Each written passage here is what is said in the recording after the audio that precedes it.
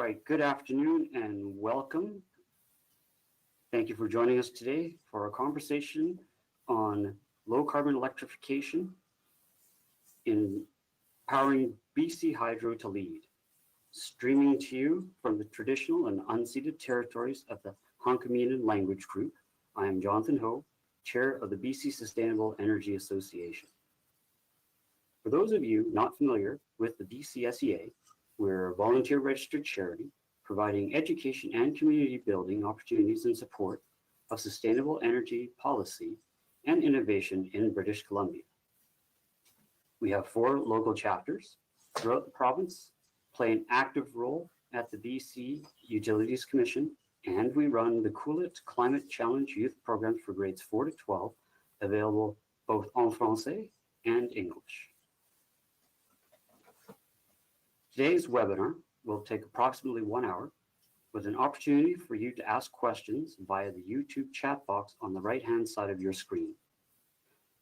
We are recording this webinar and it will be available for streaming through the member portal on bcsea.org within a few days. What are the hurdles to BC's transformation from fossil fuels to clean, sustainable electricity? BCSEA's regulatory team believes that instead of simply providing electricity service to customers, BC Hydro needs a strong regulatory mandate to develop a comprehensive long-term plan for low-carbon electrification. Our guests today are BCSEA's own Bill Andrews and Tom Hackney. Bill Andrews is a senior environmental lawyer in BC, representing public interest clients in regulatory proceedings, judicial reviews, and appeals. Bill recently received the Dr. Andrew Thompson Award for Excellence in Environmental Advocacy and Protection through Law. Bill represents the BCSEA in BC Utilities Commission proceedings. Tom Hackney is Policy Advisor for the BCSEA, specializing in high-level energy transformation concepts and utility regulation. Tom has been helping with BCSEA's interventions at the BC Utilities Commission and advocacy to government for the past 15 years. He is especially interested in finding how to get society and government to make the big changes needed to move to a sustainable energy system in BC. Bill, over to you. Thank you, Jonathan. Tom Hackney here. So BCSEA wants low carbon electrification in BC to succeed, to displace the use of fossil fuels, and to help meet BC's greenhouse gas reduction targets. Our presentation today is subtitled Empowering BC Hydro to Lead, because we are concerned that low carbon electrification in BC is being stymied by a lack of clear allocation of roles and responsibilities between the 3 big players, the BC government, the BC Utilities Commission, and BC Hydro. BC Hydro is basically caught between these 2 different decision-making bodies, the government and the Utilities Commission. There is no clear legal structure, no long-term plan, and no accountability for BC Hydro to achieve greenhouse gas reduction goals. So our pitch today is that BC Hydro needs a clear legal mandate to pursue low carbon electrification. And what do we mean by low carbon electrification? This means substituting clean or low carbon electrical energy for fossil fuel energy. It can be in existing situations like retrofitting an electric heat pump in the place of a natural gas furnace, or it can be in a new situation like persuading a startup mining operation to choose electric conveyor belts instead of diesel-powered ore trucks. And of course, the purpose of low carbon electrification is to reduce greenhouse gas emissions from the combustion of fossil fuels. And the effectiveness of this depends on carbon intensity. Carbon intensity is usually expressed in terms of greenhouse gas emissions, denominated in carbon dioxide equivalent, CO2e, per unit of energy, usually expressed in joules or gigajoules, and sometimes watt hours or kilowatt hours. As you can see, BC Hydro's grid electricity has a much lower carbon intensity than the fossil fuels it could replace. About 2.5 kilograms of CO2 equivalent per gigajoule versus 70 for gasoline and diesel, and about 50 for natural gas. And we could add coal, propane, and other fossil fuels to the mix and have much the same story. BCSEA sees low carbon electrification by BC Hydro as a key strategy for climate action in BC, and we want to make sure there are no undue barriers to the implementation of necessary and cost-effective electrification measures. I'm now going to hand this over to Bill Andrews to explain why a big barrier to electrification is BC Hydro's lack of a legal mandate. Over to you, Bill. Thanks, Tom. We're concerned that the government has lost its way on low carbon electrification. Our pitch, as has been said already, is that the government, the legislature really, should enact a legal mandate for BC Hydro to pursue low carbon electrification in BC. Under the existing legal framework, BC Hydro's role is limited to providing safe, reliable, reasonably priced electricity to customers who request service. In addition, a utility's service to its customers includes helping them to cost effectively reduce their consumption, referred to as demand-side management. The BC Utilities Commission's role is basically to approve or disallow BC Hydro's rates and spending based on the interests of current and future customers, and to decide whether BC Hydro's DSM spending is cost effective, and if so, to allow it. When BC Hydro conducts low carbon electrification, it's actively selling more electricity to customers than they originally thought they needed, and at least by inference, discouraging customers from using as much fossil fuels as they thought they needed. This is a stark change from BC Hydro's historical and statutory role of providing service upon demand. With low carbon electrification, BC Hydro is actively building market share for clean electricity in competition with sellers of fossil fuels. In BCSEA's eyes, this is long overdue. But as many of you know, this will be a big change. For many years, for example, FortisBC Gas has had an active sales force persuading developers to include natural gas in their new developments. But there's been no pushback from a BC Hydro sales force pushing electric heat pumps, for example. BC Hydro has to answer to two masters on low carbon electrification, which doesn't fit easily into the regulatory framework. The BC government and the BC Utilities Commission each have different ideas of BC Hydro's proper role, different criteria for deciding what low carbon electrification BC Hydro should do, and different concepts of whether the costs should be paid by ratepayers or by taxpayers.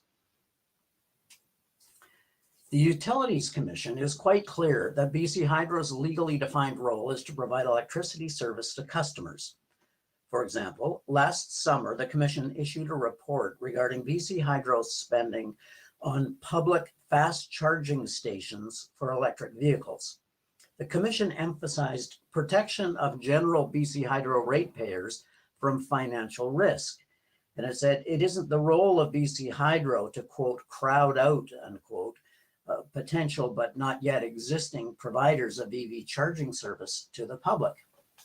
The Commission noted that if the government wants BC Hydro to provide public fast charging service, with ratepayers covering the net costs after revenue from EV drivers, then the government would have to issue a legal order requiring the commission to allow hydro to recover the costs from ratepayers.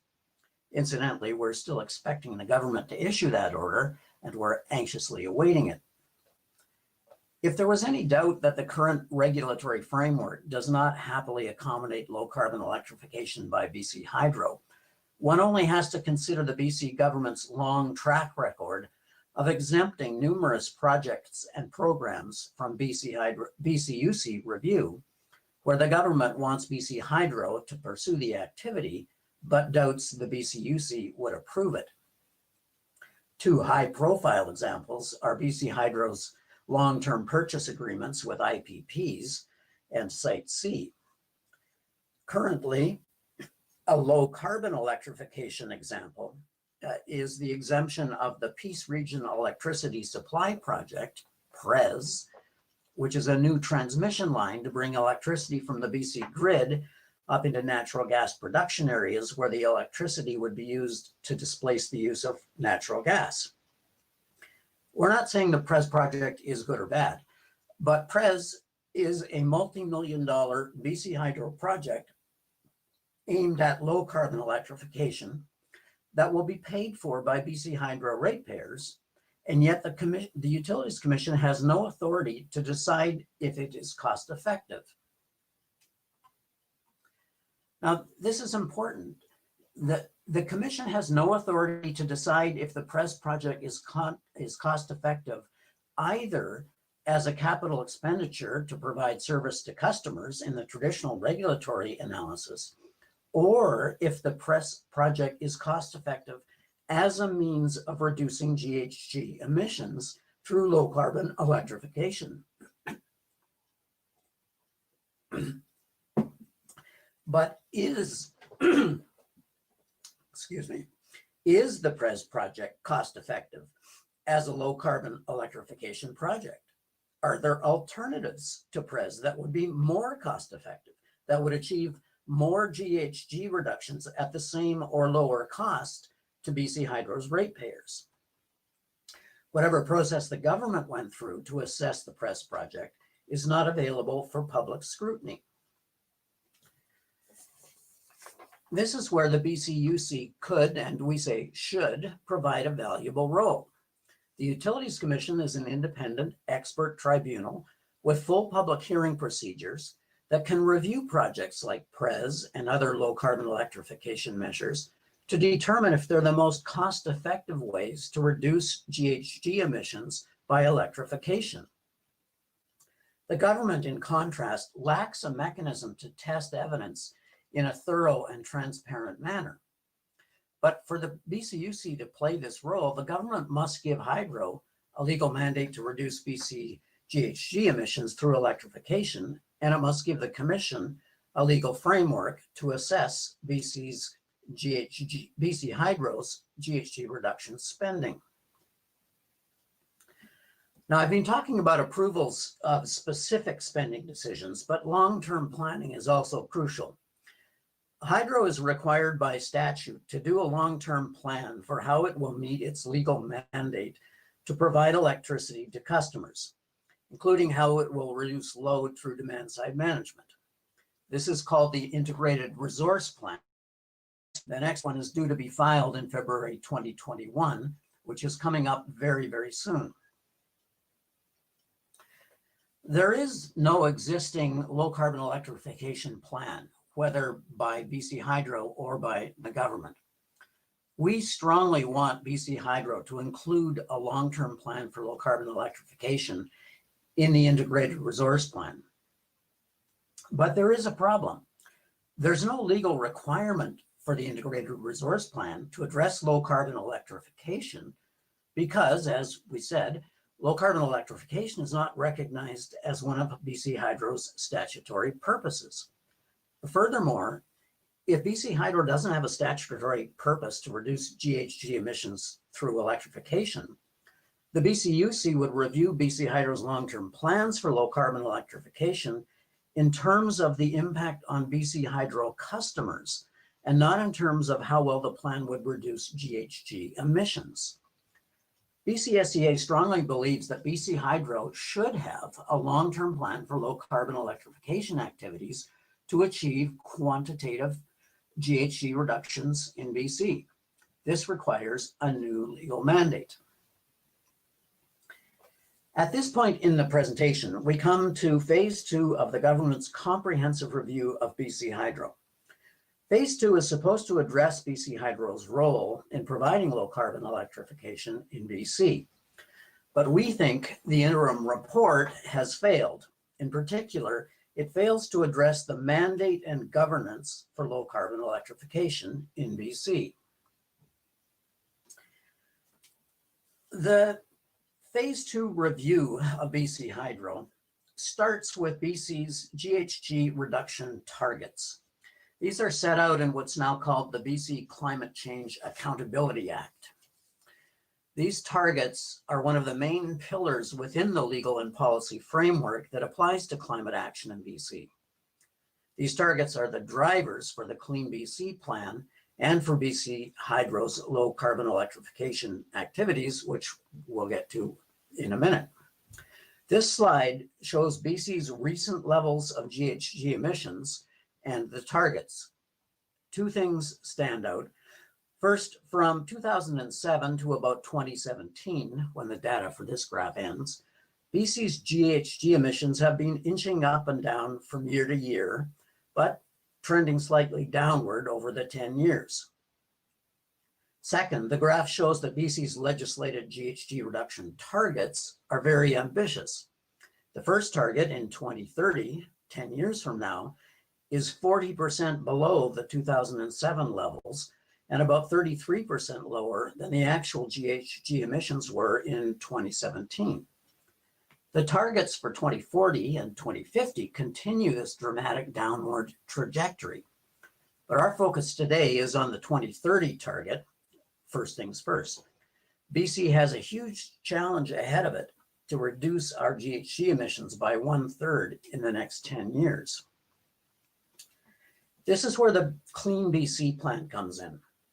Clean BC is a BC government policy issued in December 2018. It's not law, but it is a firm statement of objectives and approaches. The Premier continues to endorse the Clean BC plan publicly, even in the context of the COVID-19 economic situation. Clean BC is described by the government as a combined economic development, energy, and climate strategy. Clean BC has 4 objectives: GHG reductions, affordability, economic development, and reconciliation with First Nations. Clean BC identifies measures to get 3/4 of the way to achieving the 2030 GHG reduction target. These measures cover the main sectors of the BC economy that contribute to GHG emissions: transportation, buildings and housing, and industry. Low carbon electrification is a big component of the Clean BC plan.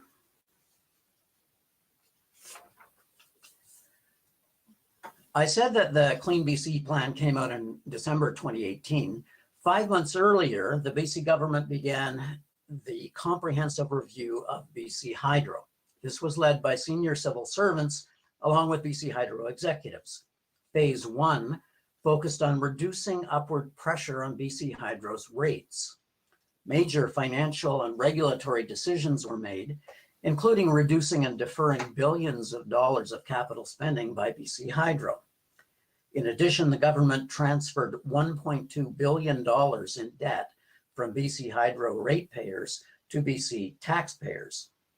The government in this first phase also reinstated the BC Utilities Commission's authority to review BC Hydro's upcoming 2021 Integrated Resource Plan, which is due in February 2021, as I mentioned. In early 2019, the government and BC Hydro began phase 2. Phase 2 focuses on BC Hydro's role in the wider world. The objective is to develop recommendations for how BC Hydro can accomplish the provincial policy objectives in the Clean BC Plan. These bear repeating: meeting the legislated GHG targets, promoting affordability, economic development, and reconciliation with First Nations. The crucial purpose of the Phase 2 review is to guide how BC Hydro will accomplish low carbon electrification under the Clean BC Plan to help BC meet the 2030 GHG reduction target and to lay the groundwork for meeting the 2040 and 2050 targets. BCSEA sees Phase 2 as critical for BC's energy future. BCSEA pursued all available opportunities to get involved in the Phase 2 review. BCSEA provided policy ideas, pressed for transparency, and sought opportunities for stakeholder input. In September 2019, the government said, as part of the Phase 2 review, that an interim report and draft recommendations would be issued for stakeholder comments in December 2019. It said that there would be Indigenous and stakeholder engagement on draft recommendations in the winter of 2019 and 2020, with a final report issued in early 2020. The timing is important so that the final Phase 2 report can give the government's directions to BC Hydro in the development of its 2021 Integrated Resource Plan. Here's where the Phase 2 story has a plot twist. Unfortunately, from October 2019 to March 2020, there was deafening silence from the Phase 2 review. There was no interim report with recommendations, no explanation, and no revised time frame. Meanwhile, over the January to early March 2020 period, BCUC held 11 days of oral hearings on BC Hydro's revenue requirements and rate increases. The missing in action interim report of Phase 2 was a big topic for interveners like BCSEA in that hearing. Under questioning, BC Hydro executives would only say that they were awaiting government's release of the Phase 2 interim report and recommendations. BC Hydro's CEO, Chris O'Reilly, said that Phase 2 recommendations were before government for approval, and that he understood the government to have committed to allowing input on draft recommendations. On March 4th, the oral hearing ended. 2 days later, on March 6th, the interim report was quietly posted on the Phase 2 website. Crucially, it included no draft recommendations. The document says it is merely ideas for discussion. To us, this implies that government did not approve whatever low carbon electrification recommendations were before government for approval when Mr. O'Reilly was testifying to the BCUC. We don't expect to be told cabinet's secrets, but for BCSEA and other stakeholders to contribute constructively, we do need to know at least what the issues are that the government is grappling with. BCSEA is very disappointed with the contents of the interim report, both in terms of what is discussed and the quality of that discussion, and in terms of what is left out. We're calling on the government to fix these. We are also disappointed in the process, especially the report's provision of mere discussion points instead of actual draft recommendations for the stakeholders to comment on. We want the government to fix that too. We do respect the unnamed authors of the document and we appreciate the work they put into it, but we're not beating around the bush. We say the interim report is not a suitable basis for a final report. We say the government should develop and issue a new draft report with genuine recommendations for serious actions that stakeholders and First Nations can provide input on. Back to you, Bill, for our detailed analysis. In our view, the interim report does not address what urgently needs to be addressed, namely the roles and responsibilities for low carbon electrification between the government, BCUC, and BC Hydro, and how BC Hydro will simultaneously achieve GHG reductions, low BC Hydro rates, economic development, and reconciliation within the context of the Clean BC Plan. Instead, the interim report dives straight into what we consider to be a motley collection of very specific topics. These are described in sales jargon like leveraging our strengths, as if the point is to assure the reader that the government has plenty of exciting ways to move forward and leave it at that. There's no attempt in the interim report to define the options to a degree that would allow even a high-level analysis of the ballpark amount of GHG reductions of these different measures, or the cost, the impact on rates, or the political, financial, or practical hurdles. For example, the document devotes an inordinate amount of space to rate designs, both default rate designs and optional rate designs. To us, this is more spin than traction. The actual amount of GHG emissions reduction that can be achieved through changes in rate design is very small. True, every little bit of GHG reduction helps, and BCSEA works hard on rate designs in consultations with BC Hydro and also in BCUC proceedings. One of the constraints on rate designs as a GHG mechanism that most people aren't aware of is that rate design changes must be revenue neutral. When some customers pay less under the change, others have to pay more. Also, there's a world of difference between changing the design of a default rate and changing or introducing an optional rate design. The default rate is the one that applies to all customers in a class, like residential, commercial, or industrial customers, unless they've chosen an optional rate design. The challenge with an optional rate design aimed to change customers' consumption patterns is that optional rate designs are susceptible to free ridership. That is, customers who get lower bills by joining the optional rate, but with no change in their consumption pattern. This boosts other customers' bills with no benefit to the utility.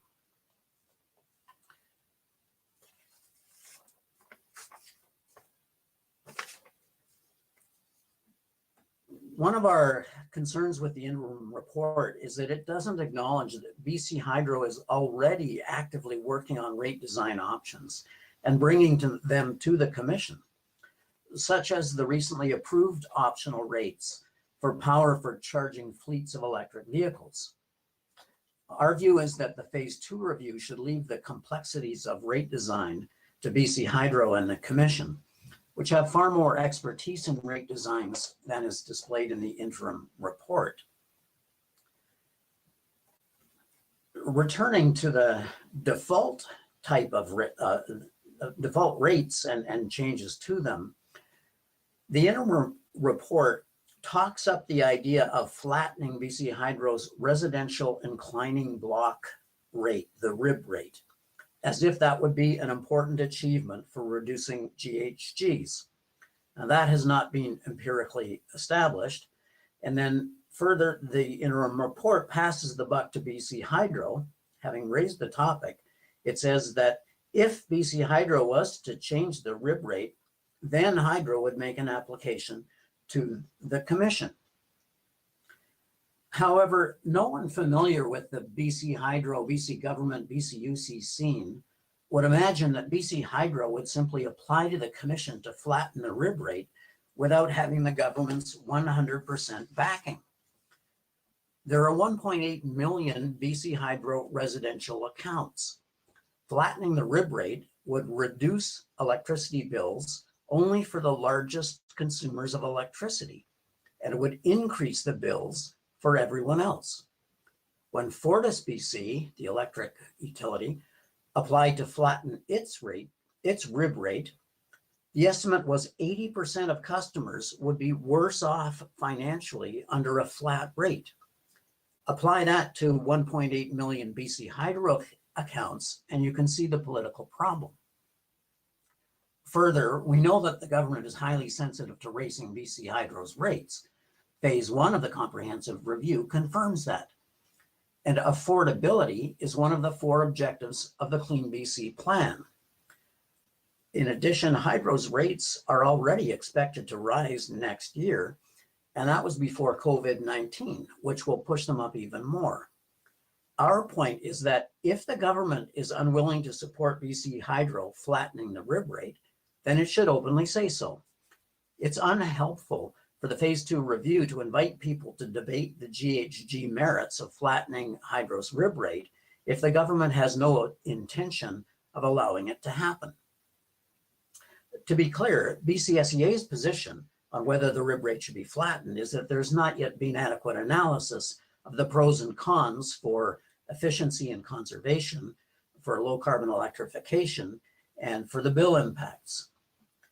In our view, the Phase 2 review should be A, open and transparent about which rate design options are going to be directed by the BC government, and B, it should leave all the other rate design topics to BC Hydro and the BCUC.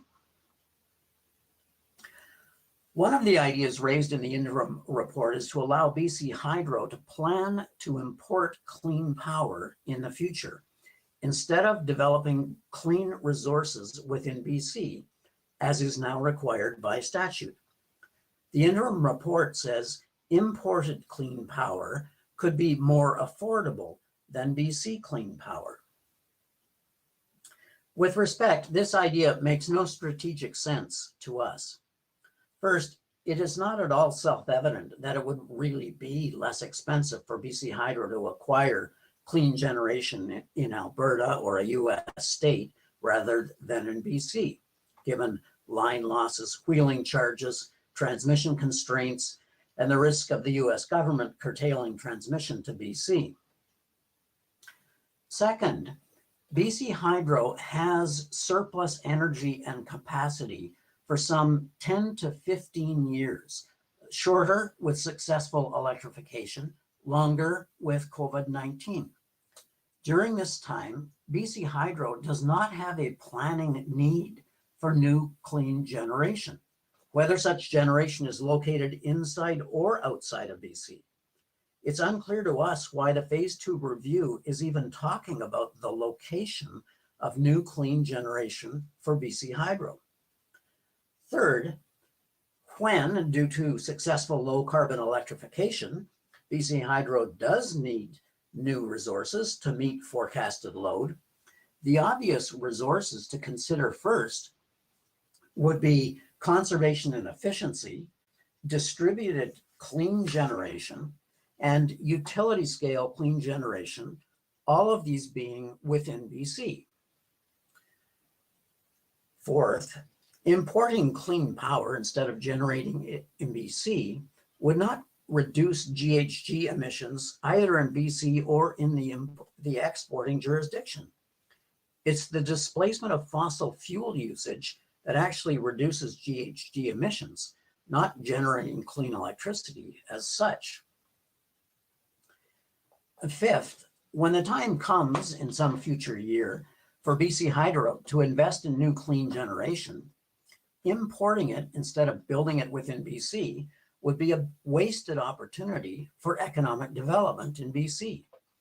This would be very disappointing for the communities and First Nations that are anxious to be able to develop clean generation projects and sell the power to BC Hydro.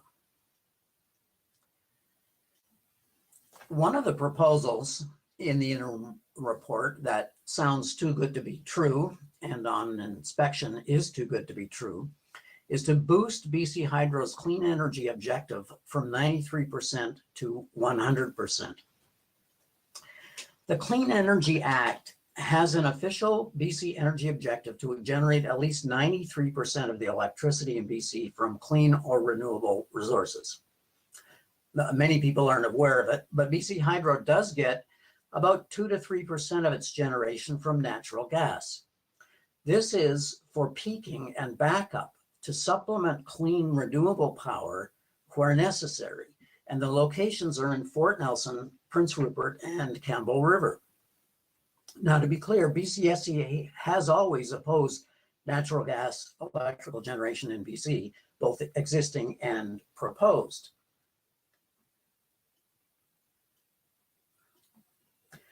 Back when we were young and naive, we probably would have thought that going from 93% to 100% clean would be ideal. After all, who could disagree? Well, the reality is that it would be very expensive to replace the natural gas generation, especially in Fort Nelson and Prince Rupert, with clean renewable power. These are communities at the end of long radial transmission lines. Getting rid of the natural gas generation would require some combination of new transmission lines, pump storage, or large battery storage. The cost per ton of CO2 equivalent reduced would likely be astronomical. For the same or less cost, much more GHG reduction could be obtained using more cost-effective low-carbon electrification measures. Before I hand it over to Tom to wrap up, I want to emphasize the importance of low-carbon electrification being cost-effective low-carbon electrification. All of BC Hydro's costs, whether approved by the BCUC or directed by government, are recovered from customers through rates, immediately or over time.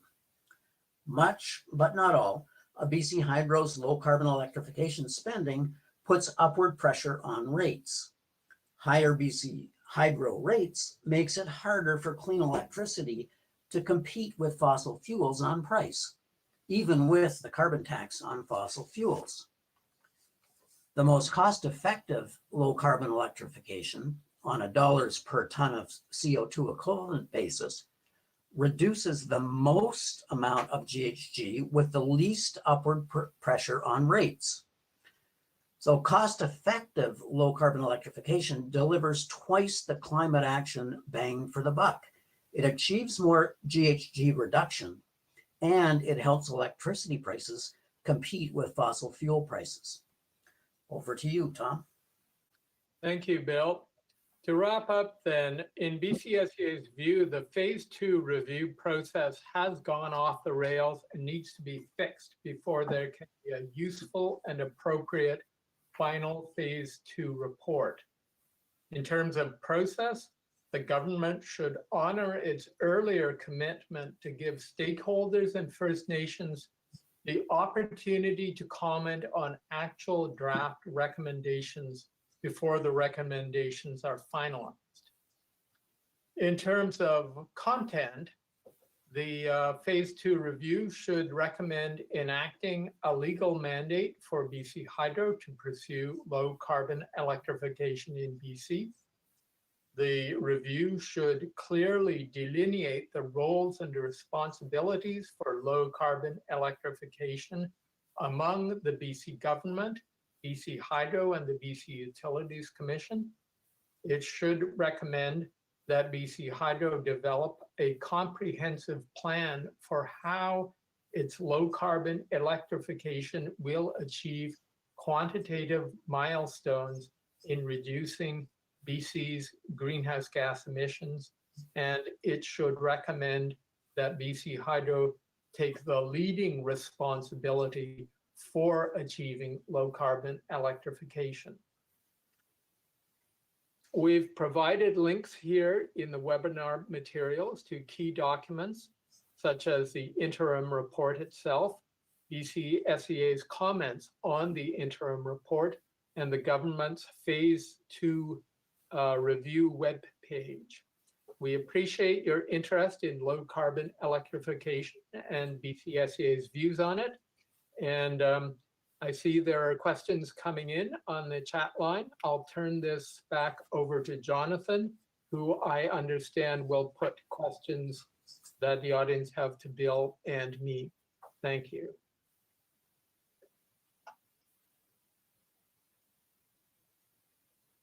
All right, thanks to Bill and Tom for your presentation for today. It's clear that we've got a lot of interest in energy, sustainable energy communities on this topic, and we definitely have a very active chat going on during the presentation. So I'll go through, with the time we have left, through some of the questions that have been coming through on the chat. And I'm also encouraged, by the way, that a lot of our attendees are also using the chat as an opportunity to communicate with each other. So I'll start actually with a basic question, and I'll throw this one over to Tom.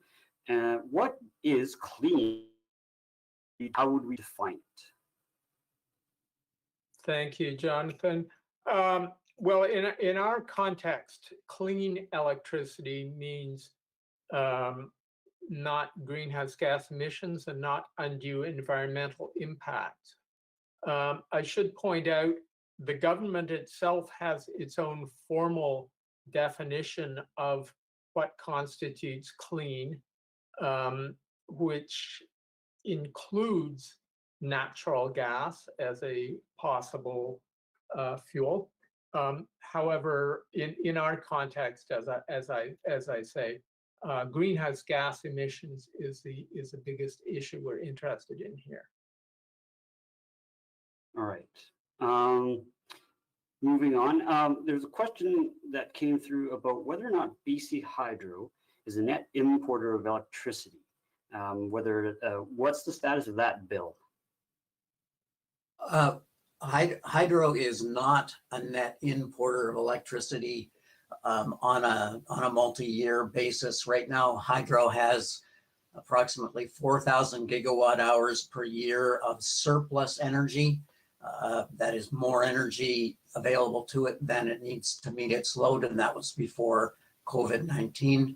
So for the forecasts are that for 10 to 15 years, Hydro will have surplus energy and capacity, though we, of course, expect the gaps to arise sooner due to successful low carbon electrification.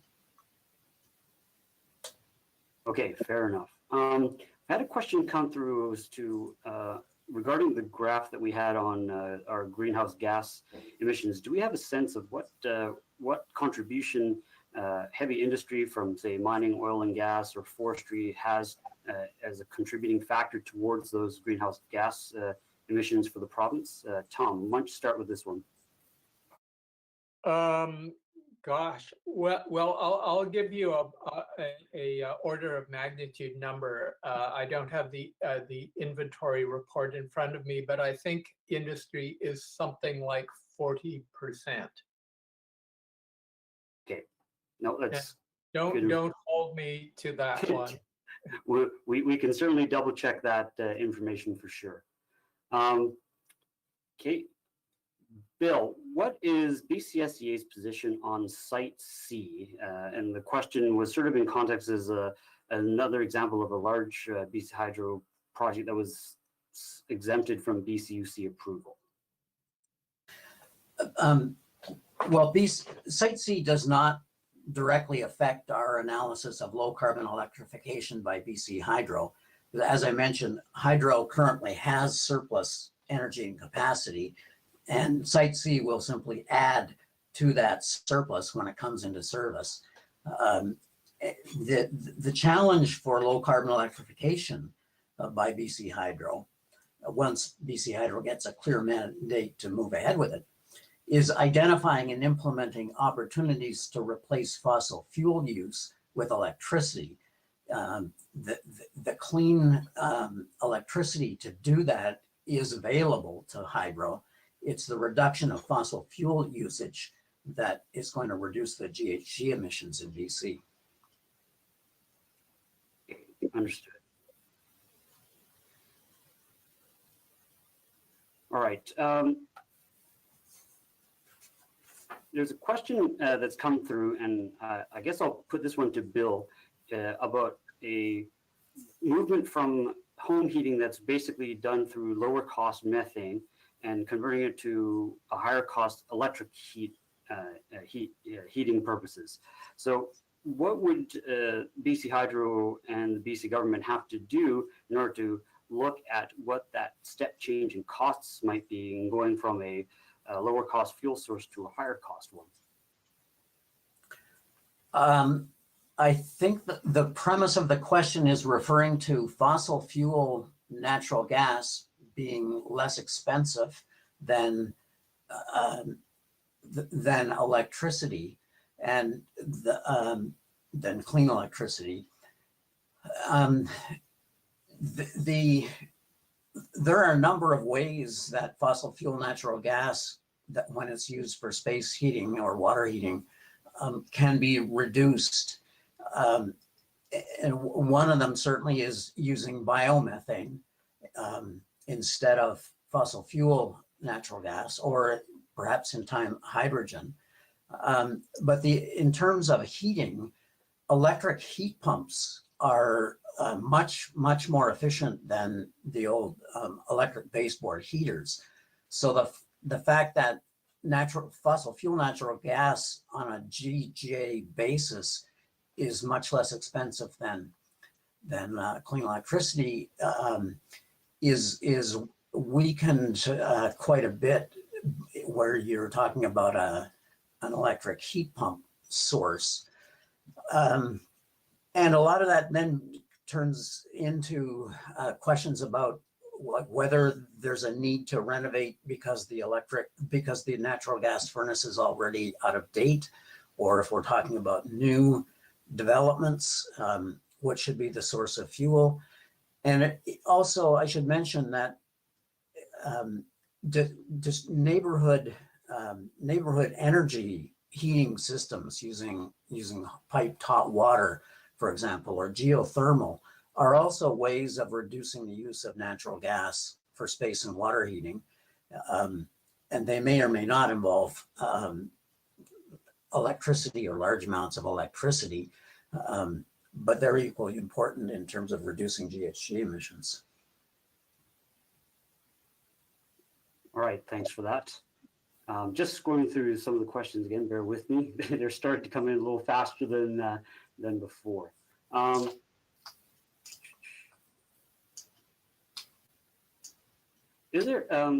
can you comment on the importance of distributed generation within load centers? For example, having solar PV on rooftops. Jonathan, that's a really interesting question. And we're hoping that BC Hydro's upcoming integrated resource plan will really get into distributed generation. People putting solar on rooftops, I mean, you probably heard the stories of California and New Mexico having a big uptake of solar power on by individuals, and providing a lot of energy, causing possible problems to the utilities that are hoping to supply energy. And people have a lot of interest in what they can do to generate electricity and how it can work in the BC scene. That has not been explored or developed to any great extent in the BC context. And we think it should be. We're very interested in seeing it happen. And but on the basis of good data and analysis, which is not yet available. So look forward to more information in the future. And if I may, Jonathan, I'd like to back up on the previous question about the percentage of greenhouse gas emissions from BC industry. I think I was probably a bit high on that number. The BC government does have an inventory report, which you can very easily download off the website. And I guess that just illustrates that one should not try to quote numbers if one doesn't have the number right in front of one. Fair enough. All right, thanks for that, Tom, and for the clarification. Let's see.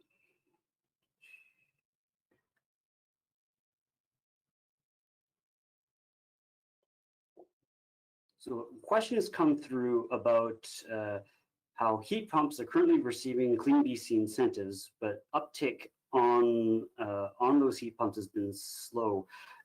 Is there a role for BC Hydro to help increase that uptake in transitioning from existing heating options and moving towards heat pumps? And I'll put this over to Bill first. Well, to put it bluntly, that level of analysis is much more detailed than what we're focused on in this talk. But one of the interesting things that the question raises is that those incentives for heat pumps are coming from the BC government. They're being administered by BC Hydro, but the money for the incentives is coming from the BC government. And this gets back to the different roles and responsibilities between the government, BC Hydro, and the BCUC that we think really needs to be sorted out. Because you've got government spending money, but the accountability isn't clear. And the Utilities Commission is not in a position to examine whether the use of incentives for heat pumps is the most cost-effective way to reduce greenhouse gas emissions. The different players each have different hands in the pie, so to speak. That makes it really complicated or impossible really to develop a long-term strategy for actually achieving certain amounts of GHG reduction. But back to the question itself, how exactly to improve the uptake on heat pump incentives. I think within BCSEA, we have lots of resources and lots of ideas, but personally, I don't have any suggestions to make right now. Fair enough. One question that's come through is that, and we touched on this in the presentation with respect to PRES, but how BC Hydro is working on low carbon electrification to certain industrial sites. And the question effectively is, if there isn't sort of a legal mandate for BC Hydro to pursue such projects, what is what is driving them to do so? Is it under what sort of official mandate, regulatory mandate, is BC Hydro pursuing such projects? And put this over to you, Bill. Yeah, that's a very good question. I want to be clear. We're not saying that it's illegal for hydro to pursue low carbon electrification. What we're saying is that it doesn't have a clear legal mandate to do so, meaning the authority to do so and a responsibility to do so. So hydro, in terms of what prompts it to move in certain directions, has a number of different places to which it's accountable. So the hydro is a crown corporation, as people know. It's owned by the BC government. In that capacity, the BC government, as shareholder, can tell BC Hydro what it wants to see the company to do. And Hydro will act on that to the extent that it can within its statutory and BCUC opportunities. So the BC government has told BC Hydro that it wants Hydro to promote low carbon electrification. So that's certainly one approach, one basis for why Hydro's doing low carbon electrification. All right, no, that's a good one. All right, we've got time for one more question. Just scroll through the chat again. They're coming in fast and furious here. I hope they're not too furious. No, not too furious. I'm just trying to. There's quite a few to come through here.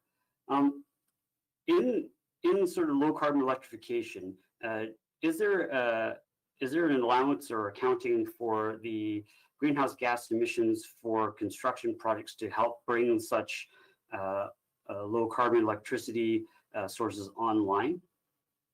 And Tom, I'll give this one to you. Well, if I understand what the question is asking, it's saying or implying that a low carbon generation project would nevertheless have to be built and would probably cause some greenhouse gas emissions in the process. And I think it's valid to say that any project we do is likely to have some emissions associated with it. And the actual, so how is that accounted for? In our graph that we showed earlier, we showed a relative graph of the greenhouse gas intensity of BC Hydro's electricity, which is very low, versus fossil fuels, which is very high. And one should definitely account for the degree of emissions associated with any project. And greenhouse gas intensity would be one way. That said, if the government does go ahead and, as we're suggesting, provide a well-structured mandate to BC Hydro to pursue low carbon electrification, we would fully expect that that accounting for that, all the implications and impacts and costs and benefits of any project would be part of that. I hope I've addressed what the question was. Yes, you have, Tom. All right, appreciate that. And that brings us to the end of today's webinar. If you still have questions, please send them directly to Bill and Tom through the contact information that you see on your screen. And also through info@bcsea.org. If you enjoyed this webinar so much that you'd like to see it again, you will be able to stream it through the member portal on bcsea.org in a few days.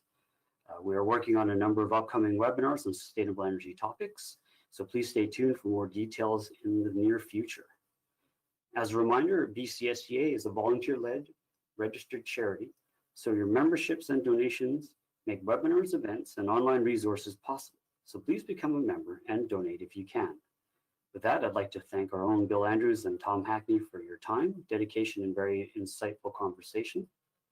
Thank you also to Omran Motahi and Lambda Science for the continued behind-the-scenes tech support for these webinars.